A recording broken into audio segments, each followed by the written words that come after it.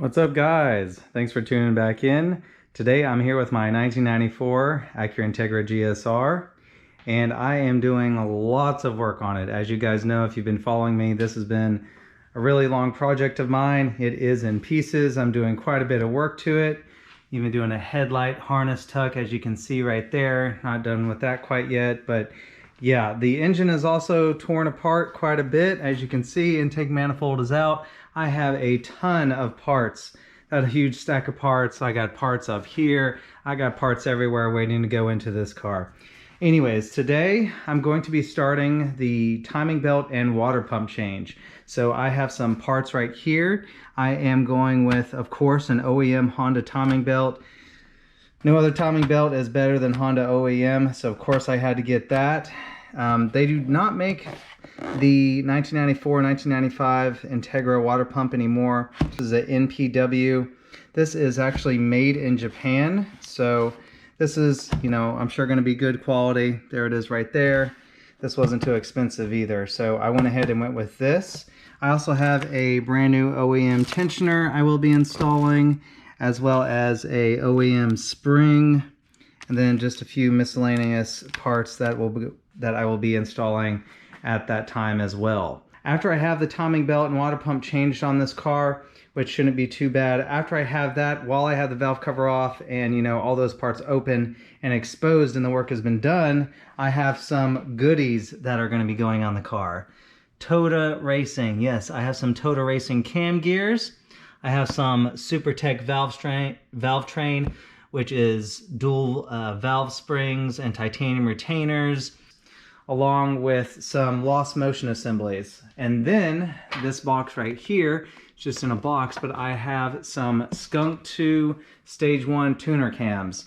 So yeah, as you can see, I have a lot of work to do. I think I'm gonna probably put this in 2 separate videos, probably just kind of showing you guys me going through changing the timing belt and water pump. I'll do my best of explaining things, but that's what this video is gonna be. Timing belt, water pump change, and then after I have the timing belt in, obviously not installed on the cam gears, but once I can put the motor mounts back on, then I will begin changing the oil pan. Because yes, let me show you guys that. Yep, that says Mugen right there. Mugen, made in Japan. I bought a Mugen oil pump, or I'm sorry, oil pan for this car. A Mugen baffled oil pan. And then on top of that, in this box right here, I have a brand new Honda OEM oil pump. Now the oil pump did not go bad on this car, but this car does have 152,000 original miles on it. So I just kind of wanted to change the oil pump before Honda discontinues the oil pump on these engines, because they're discontinuing a lot of parts on this car, or this engine and car. So I wanted to just get one before, you know, they discontinued it. So anyways, I have a lot of parts to install. Let's get to it. All right, guys, to get started with this job, I am going to remove the 3 serpentine belts that are on the crank pulley. So the first one here, this one right here, that is on the power steering. To loosen the power steering up to where I can just slide that belt right off, I'm going to undo this bolt right here and undo this one down here. That will enable me to swivel the pump up or down to where I can just slip this one right off here. Alright guys, so on this power steering pump, those 2 bolts I loosened, the ones I showed you, but then I forgot about this one right here. You can see this is just a twist, and this actually helps lower the power steering pump to where I was able to get this belt, this is an OEM belt, and just slide it off. So there's actually 3 bolts that can slide and help you move this power steering pump out of the way. I don't think that this is going to be in the way. It actually may be because of this high pressure hose. Actually, I probably do want to get that out of the way. Let's see, I already disconnected it from the valve cover at an earlier point. So you see how I can slide up and down now? But I may actually want to remove this over to the side so I have more room to get right here. Actually, I can see I'm probably going to need to do that. Okay, so I guess I'm going to try to remove these 2 fasteners right here and just get this out of the way completely. Alright guys, so you can see that I have moved the power steering fluid reservoir and the pump. I just have it hanging out over here Yeah, you may not have this ability to put it exactly right there because obviously my intake manifold isn't right here, but I just have it chilling right there. It's all still connected except for this one hose right here. I just had to disconnect it with this clamp.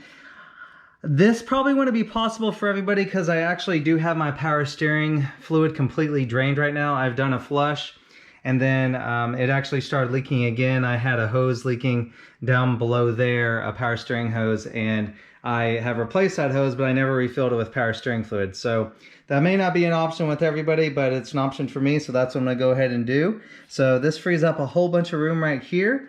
So next I can undo the next belt on the crank pulley is this AC belt right here. So I am going to, let's see, I'm going to loosen this guy right here, and then that will enable the tensioner pulley right here to move downwards that way, and then I can take off the belt. Okay, I have loosened up this guy right here, just like that. And then, watch, I bet I can push this pulley down. Yep, just like that, it went down. So now, let's see, I may need a, oh, there it went. You can just take this off of the compressor. There, it's going off of the AC compressor right there. And let's see, it looks like I am going to have to undo this motor mount right here. So this is held on by one nut under here and then two nuts underneath here. That's a little hard to see, but there's one right here and one right here. So I'm gonna try to undo the other belt, see if I can do that, or heck, I may just do that right now. I might as well tell you guys at this point as well, I'm gonna have to undo this motor mount, and then we have the other motor mount on top. This one right here, we will have to remove. So since we are disconnecting these two motor mounts, that means that I'm gonna have to use one of my jacks here and probably put a piece of wood under it, and then jack up the engine by the oil pan right there, so I can, you know, have some support on the engine while I take out those motor mounts. So I'm gonna go ahead and jack the engine up just a tiny bit, make sure I put a block of wood under it, and let's release that tension off the mounts. All right, I've already loosened this 19 millimeter. There are just two 14 millimeters on this motor mount that I'm going to loosen and then take off this motor mount. I do have a jack underneath my oil pan. I do need to raise the engine up a little bit, but I'm going to loosen these first and then support the engine underneath the oil pan. By the way, I also had to move my cruise control because my cruise control box was right here. So I just did the three, I believe they were 10 millimeter bolts. And again, I'm just stuffing everything in this area since I won't be using it right now, but it is just sitting right here, right next to the power steering pump. So just trying to clear this space. I undid these bolts on this motor mount. So I'm gonna take out this motor mount now. Actually, I need to jack up the jack a little bit more to support it first. All right, guys, I got both motor mounts removed. Both of these are OEM Honda, by the way. These are big time, not cheap. But anyways, I'm going to just set these to the side. You can see I have all the nuts and bolts just on these so I can remember, you know, what these go to. So I'm going to set these to the side in a minute. So now we can take off our AC belt. See, now I can get it around this right here. So just going to get that around there, and boom, there we go. I can remember this is AC because this one is blue. All right, next we need to take off the alternator belt. For that one, I will need to undo that nut right there, as you can see, straight in the middle of the screen, that one right there. And then I believe there is a nut on top. Yes, I can see it from here. This one right here, and the alternator can swivel on this bracket right here, so you can go out, which is where it is right now, or it can go in. So I'm going to undo that nut right there, and then this will allow the alternator to move this way, and then us to release the tension and get more slack on the alternator belt right there to take it off. All right, check it out. I loosened those two nuts. You don't have to take them all the way out unless you're going to be replacing your alternator, but see how I'm able to push this forward just like I just did? So now I can just reach my finger down there, and boom, the belt is off of the alternator pulley, and I'm going to pull that belt off. All right, we are making progress. Motor mounts are off. All the serpentine belts are off. Now, I think I'm ready to start taking out the valve cover. Going to undo all these bolts on the valve cover and then take this plate off right here, remove the spark plug wires. All right guys, you can see I have all the spark plug wires off. I have the spark plug cover off. I put all the hardware in my spark plug cover right there. And I just wanted to mention that there are these grommets on, where every stud to the valve cover go, and you do not want to lose these, or you don't want these to fall into the spark plug tubes, and you definitely don't want these to fall inside the engine. Okay, all seem to be on there. Very good. All right, very nice. Got the valve cover off. The gasket stuck on, but that's okay. I'll get that in just a moment. All right, I have my valve cover just sitting right there. Put some blue towels underneath it so oil doesn't get everywhere. Now I'm just going to peel off this valve cover seal. It's stuck on there where I had the edges of the Honda Bond, but this one's still good. I'm going to try to reuse this and see if I can get this thing off. It's stuck on there pretty good. All right, my gasket is not brittle at all, and it seems to be holding up fine. So before I install it, I'll kind of peel off the old Honda Bond off of it, but this one's still good, so I'm just going to reuse it. If yours is leaking, obviously you're going to want to change it, but mine is doing all right, so I'm just going to wipe it off and set it there for now and reuse it. Oh man, look how clean it is in that engine. This has 152,000 miles on it. All right. All right guys, so with the valve cover off, we can now see the top of the timing belt. You can see it right there. This is a Honda OEM belt. This one was replaced in 2011 with, this car had 90,000 miles, and as I said, it has 152,000 miles. So little over, what is that, 62,000 miles on it. Not bad, not bad. All right, anyways, so now we need to set the engine to top dead center. I'm gonna go ahead and take off this plastic cover. Looks like we got a couple of fasteners here, probably 10 millimeters. So I'm gonna go ahead and take off this plastic cover so we can see our timing gears better, our cam gears. All right guys, so I have a 19 millimeter on the crank pulley bolt. And by the way, on B series, the crank turns counterclockwise. So I'm going to turn the crank pulley until I see that both of the cam gears, you can see it says up right there and it says up right there. Also, there are two dashes on each cam gear on one specific tooth. You can see one right there, and then the other one is all the way over here.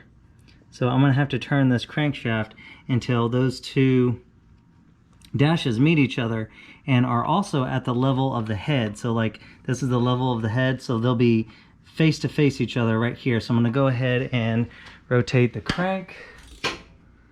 You can see I'm moving, so I'm just going to do that until they both meet up.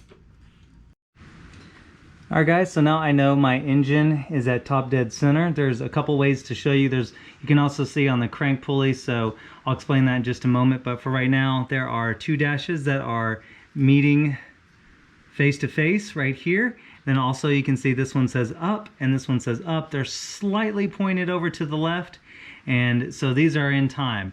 Now down here, there are, it's really hard to see. May have to search this, a picture or something, but there is a plastic like arrow on there right straight in the middle of the screen right there, and that is pointing to a mark or a dash right on the crank pulley. There is one set of three, and then there's one that's a little bit before that. Alright guys, so since I am going to be replacing these cams, I am going to go ahead and loosen these bolts while I have the timing belt on, because I think I can get these cam gear bolts off without it moving. We'll see. Let's see how this goes. Moved a little bit. You know, since I'm actually going to take the cams out, I guess none of this needs to matter anyways, because I'm going to completely have to set the timing again with the new cams.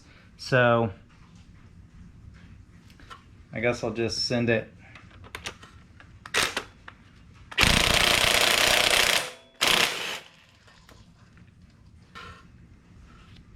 Nice. Alright guys, since I am replacing my cams, I got the cam gear bolts off. If you're just replacing the timing belt and water pump only, you don't have to take those bolts off. Unless you want to replace the seals that are back here, the cam seals, and you do want to take these off. So if you do need to take these off, point being, you need to it's best to take these off before you remove the belt. Alrighty, so let's go ahead and come back down here. Now here we have the crank. I am now ready to remove the crank. So this is a 19 millimeter. So I'm gonna go ahead and see if my ratchet here, my impact, can handle this. It couldn't handle it on my EF Civic. I had to get a weighted socket, which added more torque to it. But that was a 17 millimeter on my EF socket. That's a D series. This B series is a 19 millimeter, so I do not have a weighted socket for this. So, about to find out if I'm gonna be buying a weighted socket or not. This is just a regular Impact 19. Let's see if this will work.